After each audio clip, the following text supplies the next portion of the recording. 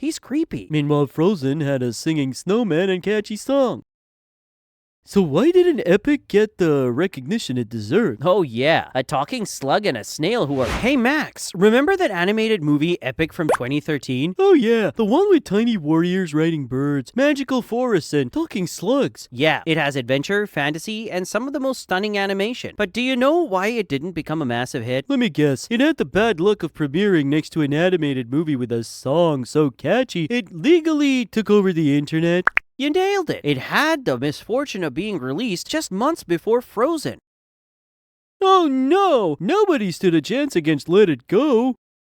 Exactly. While Epic was doing its thing with tiny warriors and an epic battle for the forest, Frozen was out there stealing all the attention. So the story follows this girl, MK, who gets magically shrunk and ends up in a secret world of tiny warriors called the Leafmen. Classic accidentally ends up in a world you didn't know existed plot. Exactly. The Leafmen are fighting against evil Boggans, led by Mandrake, who wants to destroy the forest. Alright, let's break down the characters. First up, MK. MK, or Mary Katherine, is the main character. She's a teenager who moves in with her eccentric scientist dad after her mom passes away. Oh yeah, and her dad is obsessed with proving that tiny people exist in the forest. Right, which sounds crazy, until MK actually gets shrunk and finds out he was right the whole time. That's gotta be the best I told you so moment ever. Then we have Nod, the rebellious but skilled Leafman warrior. oh, the classic too cool for rules guy. Exactly. He doesn't want to follow orders, but he's super talented. Think of him as the Flynn Rider of the forest. Got it. Then there's Ronin, the leader of the Leafmen. Yeah,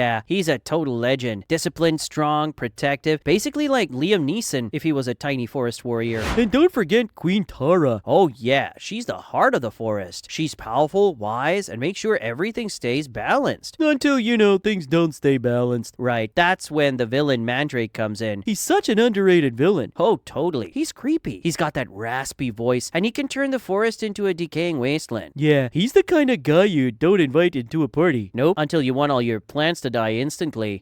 But the best part of the movie? The comic relief duo, Mub and Grub. Oh yeah, a talking slug and a snail who are way too invested in romance and heroism. Destiny has big plans for me. I mean, how can you not love them? They carried the comedy in the movie. Without them, it might have been way too serious. So why didn't Epic get the recognition it deserved? Well, besides Frozen taking over the world, Epic also had a marketing problem. What do you mean? The trailers made it look like a generic fantasy film, so a lot of people just skipped it. Meanwhile, Frozen had a singing snowman and catchy song.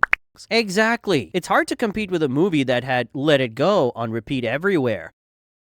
Okay, Alex, final verdict. Was Epic actually epic? I'd say yes. And it definitely deserved more love. Let's go rewatch it and appreciate the tiny warriors for the legends they are. As long as we don't shrink in the process.